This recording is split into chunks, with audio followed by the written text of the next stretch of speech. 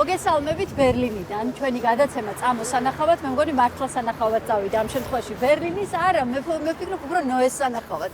იმიტომ რომ თბილისში ნოეს სულაბერიძის გამოჭერა გაცილებით რთულია, ვიდრე ნებისმიერ სხვა ქალაქსა და კონტინენტზე. დავემთხვიეთ ერთმანეთს ბერლინის საერთაშორისო კინოფესტივალზე გადაღებაზე ვართ და თან ჩვენი რადიო გადაცემის დროც მოვიტოვეთ. უბრალოდ უნდა გეთქვა მოგესალმებით გაყინული ბერლინიდან. გაყინული თოვლიანი, მაგრამ არ ვიმჩნევთ, ხო, ესეთი ამინდია. ნოე, მოდი გამოგიტყდები და ჩვენს მსმენელს და მაყურებელსაც ვეთქვი, რომ შიში თუ ხსნი ყოველ ჩვენს სტორის.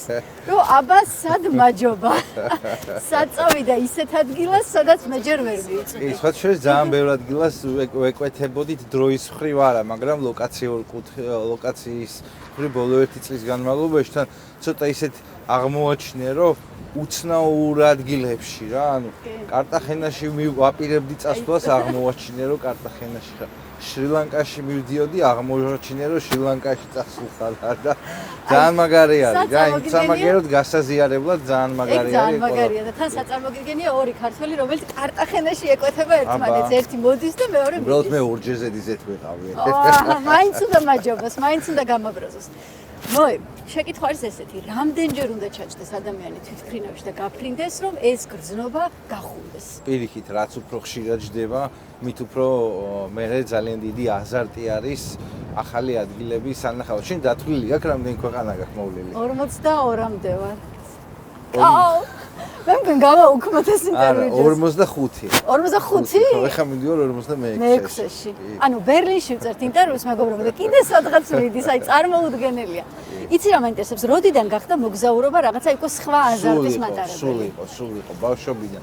მე ესე გავიზარდე, რომ 2 წლიდან და 3 წლის ასაკიდან ჩემს მშობლებს დავუყვებოდი, ну მაშინ ყოფილი საბჭოთა კავშირის მასშტაბით ალბათ ქვეყანა არ არის დარჩენილი, სადაც ნამყოფი არ ვარ და მე საზღვრები რო გაიხსნა და მეც რო უკვე სულწლოვანი გავხდი, ჩემი დავიწყე მოგზაურობა რა, იმიტომ რომ მე ხა რაც თავი მახსოვს 2 წლის ასაკიდან თვითმფრინავში. მართლა?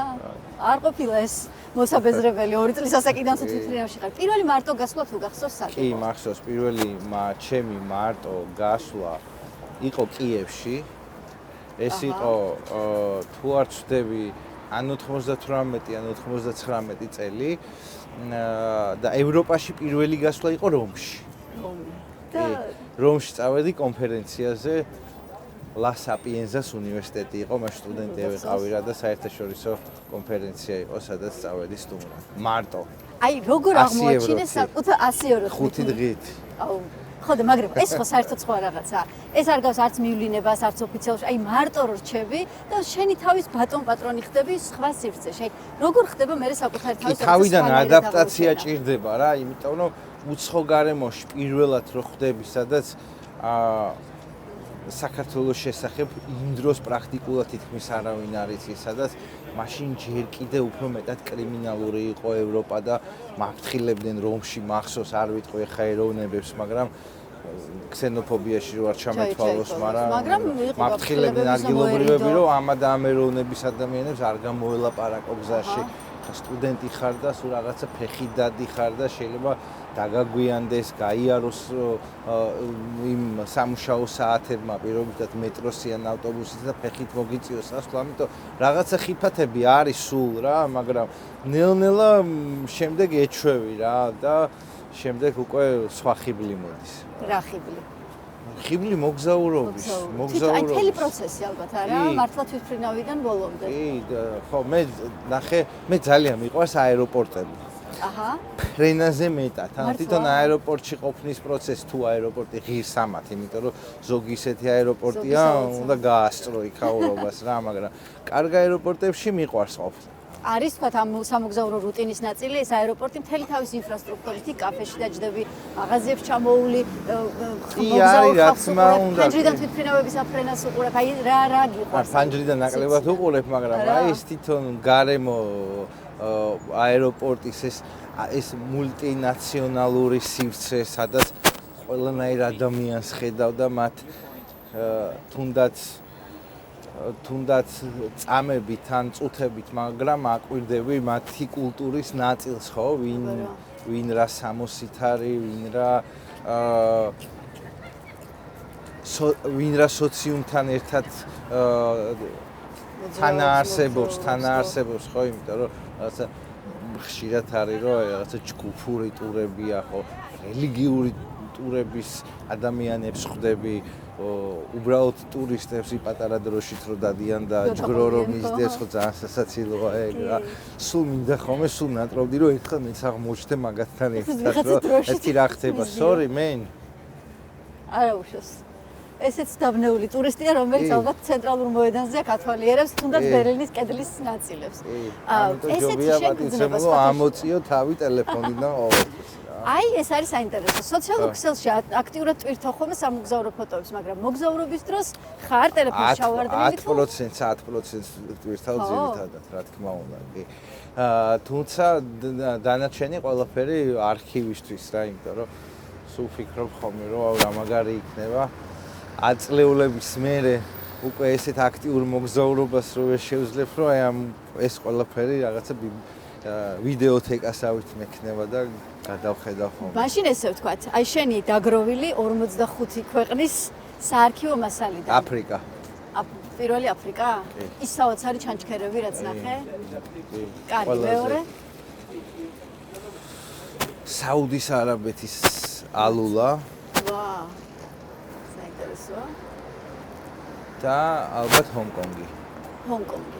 თან როგორი სამივე განსხვავებული დაასახელე?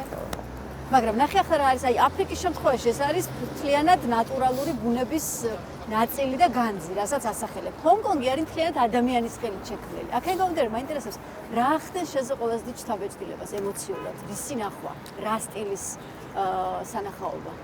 ესთეტიური სილამაზე. თუნდაც მნიშვნელობა არ აქვს, ეს არის ადამიანის ხელით შექმნილი თუ ბუნების მიერ შექმნილი.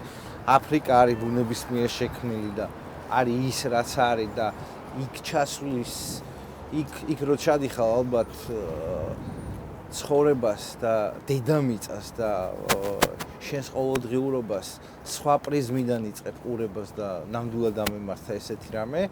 აი რაზე დაგაფიქრა იმ ადგილას დადგომამ და აი ბუნების ამ საოცარი მასშტაბის და ძალის ფლორამ ფაუნამ და ყველაფერმა რაც ნახე რა, რაც ძირითადად ტელევიზორით ქონა ნანახიან YouTube-ით და მივხვდი რომ ეს ყველაფერი ნამდვილი იყო, მივხვდი რამდენად მნიშვნელოვანია ამის მოვლა, აი პატარა დროშა და მიყვებიან. აი შევიოცნების და ცოტა გაუბრაზდი რაზე? დიდ სახელმწიფოებზე იქ ყოფნისას. იმიტომ რომ ამხელა ასეთი რესურსის მქონე ქვეყნები რაც მე ვნახე, მათი მოსახლეობა გაცილებით უკეთ უნდა ცხოვრობდეს რა და მივხვდი რომ მათი ძირითადი რესურსი ესე ვთქვათ მონსტრ ქვეყნებში გაედინება და უსამართლობის შეგრძნება გამოჩნდა. ხო, ეს ძალიან სწორი შეფასებაა. ძალიან სწორი შეფასებაა მართლა და თან, მაგრამ მაგ შემთხვევაში ალბათ მნიშვნელოვანია ხალხის კონტრასტიც აღმოჩენა, რომ მონსტრ ქვეყნებში კეთილდღეობაში მყოფი ხალხი საერთოდ სხვა არის და საერთოდ უფრო ნაკლებია ბედნიერების. ისინი კარგად არიან ამათ ხარზე ნაწილობრივ რა. რა თქმა უნდა, ეხა ეს ძალიან ისეთი ბრალდება არის, იმიტომ რომ რა თქმა უნდა, უმეტესი ადამიანი თავის მომავალს თავის შრომით იქმნის რა, მაგრამ მაინც არსებობს ალბათ ეს თავი ყველა ომები ხო რესურსების გამოა სინამდვილეში, ხო? დღევანდელ დღეს ეხა მიწის გამო არავინ არ ომობს. ყველა ომობს. არ ვიცი, ენერგორესურსი იქნება, წიაღისეული იქნება თუ ყველაფერი რაც ღირებულებას გამო კაპიტალში რაც ღირებულებას გამოარჩევ და აფრიკა ამ ხრივ არის უდიდრესი არის, რა თქმა უნდა და პარალელურ რეჟიმში სიღატაკე ძალიან დიდი. აბა. და ძალიან ლამაზი ხალხი ცხოვრობს. იმიტომ რომ მე ვიყავი ავთენტურ სოფლებში, სადაც აი რაც ნანახი გვაქვს ის სახლები, ის სამოსერით ეს ადამიანები ცხოვრობენ და ნუ თუ ერთ წარმოუდგენიათ ხშირ შემთხვევაში რომ სხვა გაცილებით უფრო ცივილური ცხოვრება შეიძლება არსებობდეს და ასევე შემოვიდეს მათ ყოფაში. თუმცა ეს მათთვის არის საკმარისი და გაცილებით ცივილიზებული. ეს ტრაგიკულია რომ მათთვის არის საკმარისი. ტრაგიკულია თუ პირიქით ეგ არის ბედნიერება, იმიტომ რაც მეტია შესაძლებლობა, მე მოთხოვნებიც იზრდება. სულუკმაყოფილოები ვართ. არ არის, ეხა იმაში მე-19 საუკუნეში რომ დაუბრუნდეთ მარიკა და ურემზე შევჯდეთ და ბედნიერებმა ვიაროთ, მაშინ როცა გაიხედე ესეთ ტრანსპორტი არსებობს, ხო? ეხა ეგ არ იქნება ის კომფორტი და ბედნიერება, ანუ სიბრმავე შევიქნებით საბოლოო ჯამში რა და მე ვთქვი რომ დედამიწაზე ყველა ადამიანი იმსახურებს კეთილდღეობას. თანაბრად. რა თქმა უნდა. და თუ გაგჩენია სურვილი რომ თქვათ გეცადა ცხოვრების რაღაცა ცოტა მეტი დრო გაგეტარებინა სადმე ვიდრე ეს არის ტურისტული მარშრუტის ფარგლები. ანუ აი სურვილი გაგჩენია რომ ქვეყანაში აი აქ ვიცხოვრობ. კი, რა თქმა უნდა, გამჩენია, თუმცა დრო არ მაძლევს ამის ფუფუნებას რომ ეს გავაკეთო. და სად გაგჩენია სურვილი? მე უფრო მაინტერესებს რა რომელ კულტურასთან და რომელ ესპანეთში? მადრიდი თუ უფრო ესეთი მადრიდიც და ბასკეთიც. ბასკეტი. ორი ბერიაზე რომ მუშაობდით, მუშაობდი, მაშინ აღმოვაჩინე რამდენად ახლო არის ის სივრცე ჩემთვის. აჰა. დარჩებოდი ესე. კი. არა, ესე არსად არ დარჩებოდი საქართველოს გარდა რა, მაგრამ ალტერნატივის კუთხით რომ შევხედოთ რო არა საქართველოს სად, ალბათ ყველაზე ახლოს ჩემთან ესპანეთი არის. არ ვემშვიდობებით ერთმანეთს, უბრალოდ ესპანეთზე შევთანხმდით. ახლა რა მაინტერესებს, თუ არ არის არც მივლინება, არც საქმიანი გასვლა და ეს არის მხოლოდ ჩემი სურვილი. რისი მიხედვით არჩევ ქვეყანას, სადღაც წახვიდე? და სეზონის. ანუ სიცხე თუ აი ხა სიცივე არის რა და ეხლა რომ ჩავალ ცეკვებს როგორც დავამთავრებ, ერთ კვირაში არ ვიცი ამას როდის უშვებ, მაგრამ როგორც კი დავამთავრებ, მეორე ან მესამე დღეს ცოლთან ერთად წავალ სასრიალოდ. სასრიალოდ. ანუ ზამთრის კურორტები, ახლა ველოდებოდი რომ ცხელ ქვეყანას რაღაც ტროპიკულს. ავსტრია გადასარევია. ზუსტად იმ დღეებში გავა ეს ინტერვიუ, როცა მე მგონი შენ პირდაპირ სათხილამურო ტრასაზე იქნები, კი. ისა რომელი უფრო გიზიდავს, მზიანი და ტროპიკული მხარე თუ სიცივე? თანაბრად, მე კონტრასტების მომხრე ვარ ყოველთვის რა. თაც მიყვარს და ზღვაც მიყვარს. ძალიან ბევრი ზღვა და სიცხეც დამღლელი შეიძლება იყოს რა, ასე რომ ესე არ მაქვს პრიორიტეტად რა. კი. ყველაფერი უნდა. თუმცა სითბო მიყვარს რა, იმიტომ რომ ეხლა ძალიან ცივა. აი ხამ სიცივეში ზღვა მახსენდება, ბუნებრივია. მაგრამ შეხო სიცხეში სიცივეში. შენ და ჯანეტი თანხმდებით ხოლმე მარტივად გემოვნების და სურვილების კუთხით სად გადაწყვეტოთ წასვლა? გააქვთ ერთნაირი გემოვნება მე ვარ. კი, ძირითადად იდეები ჩემგან მოდის და ის მე სიხარულით თანხდება ხოლმე. ანუ სასრიალოდაც ემზადება ახლა მშვენივრად.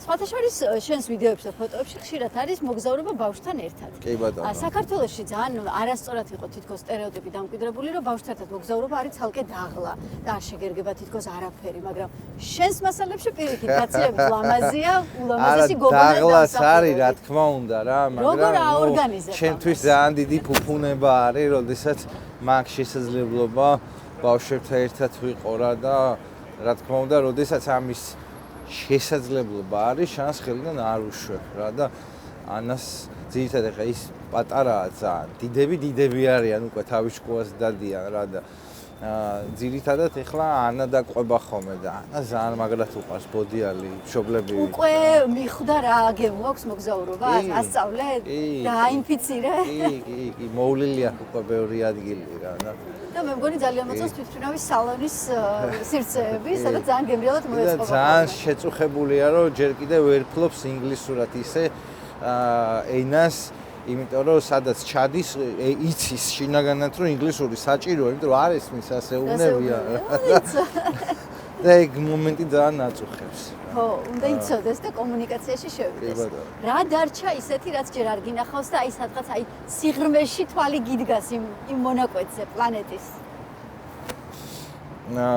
ალბათ სამხრეთ ამერიკული ქვეყნები. აჰა. არგენტინა მინდა ვნახოთ ძალიან. ბრაზილიაშიც არ ვარ ნამყოფი. ჩილეს ნახვა მინდა ძალიან. და კანადის ვიზას ეხლა ვიღებ და ალბათ წელს წავალ. კანადა ხო შემაშურე, მე ბრაზილიას შეგაშურებ. შენ რომ აფრიკის ასე ვთქვათ, ჩანჩქერზე იდექი და გადახურებდი, მე ბრაზილია არგენტინის საზღვარზე ვიდექი და იგუასუს გადახურებდი, ასე რომ. ძალიან მაგარია და მე ძალიან მინდა რომ შეგაქო ამ კუთხით რა, იმიტომ რომ ეს საქმე, რასაც შენაკეთებ, საქმე საკუთარი თავისთვის. არის ძალიან ღირებული რა, იმიტომ რომ ადამიანები აგროვებენ რაღაცა კაპიტალს იმისთვის, რომ შეიძინონ ნივთები რა, რომლებიც საბოლოო ჯამში ჩემთვის შინაარსობრივად ნაკლებ ღირებულებას წარმოადგენს რა, მაგრამ ის რასაც შენაკეთებ, ეს მთელი ცხოვრება დაგრჩება რა და ეს ძალიან მაგარი არის. აი შენც გქონია ესეთი მომენტები, როცა ის სრულიად მარტო ხარ სხვა ქვეყანაში და შენ თავთან გა ყველაფერი, დიალოგი, შენს თავს რაღაცა საჭიროა უკეთებავით, ხო? რას გაძლევს ხოლმე? შინაგანად გაგიფიქრია. მე მართლა ძალიან მეხმარება ის ყველაფერი, რაც შენ თქვი და აი შენზეც რო გაგვიზიარო. რამდენ გაგზარდა აი ამ გამოცდილება? არა, შეუძლებელია რომ სხვადასხვა ქვეყნის კულტურის გაცნობამ ადამიანის შინაგანად არ გაზარდოს რა. ეს ალბათ ყველა ადამიანისთვის ზოგადი ზრდის პროცესი არის. ზოგადი ინტელექტს გიღრმავებს, როდესაც ეცნობი ახალი ქვეყნის კულტურას, ეცნობი ახალ ადათებს, ნახულობ ადამიანებს, იგებ ისტორიებს და ეს ყველაფერი მე აკუმულირდება ხო შენს გონებაში და შენს ზოგად განათლებაში. მით უმეტეს ახლა შენი და ჩემი პროფესიიდან გამომდინარე, რაღაცა რაც უფრო მეტი გაქვს ეს ინფორმაცია, ყველაფერს სხვანაირად აღიქვამ, ხედავ, იდეები სხვანაირი მოდის და ძალიან გეხმარება ადამიანს შემოქმედებითაც არ არის? კი, რა თქმა უნდა, საქმეშიც გეხმარება რა, იმიტომ რომ შეიძლება ისეთი რაღაცა დაინახო, ნახო, მოისმინო, რომ მე გამოიყენო და ისე გამოიყენე, რომ საკმარისზე დიდი ეფექტიც მოახდინო ამით. ბერლინი მოგწონს? კი, ბერლინი მიყვარს ძალიან. ბერლინში ალბათ ვინ დათვლის მე რამდენი თვარ, ალბათ მინიმუმ 15-ჯერ მაინც ვიქნები ნამყოფი. მაშინ რადგან აქ ვართ, მითხარი აქ რა მოგწონს და შენი საყვარელი ადგილი ბერლინში რა არის? აქ რა მომწონს? მე ზოგადად მომწონს. იყო პერიოდი, როდესაც ალბათ გიპასუხებდი რომ კლუბებით ხო რა, მაგრამ ეს პერიოდი ჩაიხურა და ძალიანაც მომწონს რომ ჩაიხურა რა, იმიტომ რომ სხვანაირად აღიქვავ თუნდაც ქალაქის ღირებულებებს მაშინ როცა დილას ადრე დგები და ამის შესაძლებლობა გაქვს რა და ბერლინში რა მომწონს ხო ბერლინში პირველად რაც ვიყავი რო ჩამოვედი და ვნახე ეს იყო რაც მოვისმინე რომ უნდა მენახე ეს იყო ბერლინის ზოოპარკი რომელიც კი ბატონო რომელიც განურჩევლად და ასაკისა ბერლინში თუ ჩამოდიხარ ყველა ვარიანტში უნდა ნახო იმიტომ რომ ერთ-ერთი სავიზიტო ბარათია ბერლინის, ხო? ეს პოცდამ პლაცი, სადაც ახლა ჩვენ ვიმყოფებით, ასევე არაჩვეულებრივი ადგილია. ეს არის უფრო მიუხედავად იმისა, რომ აგერ კედლის პატარა ნაწილებიც არის, ძალიან ესეთი მოდერნისტული ნაწილია. ქალაქის ძალიან საინტერესო თანამედროვე შენობები. რა თქმა უნდა, გერმანული წესრიგი გზების ხარისხი არის შესაშური და ყველაფერთან ერთად მე ძალიან მიყვარს გერმანული სამზარეულო. აი მიყვარს ეს ხორცეული და ხის დაფაზე რომ მოდის, კი.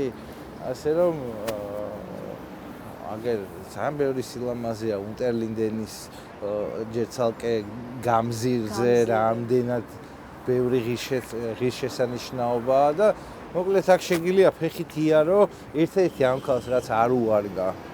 ეს არის კლიმატი. ეს არის მარადიული ნაცრისფერი ცა თავზე, თუმცა მაინც რაღაცნაირად ეგუები ხა. რო გითხრა რომ ბევრი დღის გატარება შემიძლია, არა, ჩემთვის პიკი არის 3-4 დღე.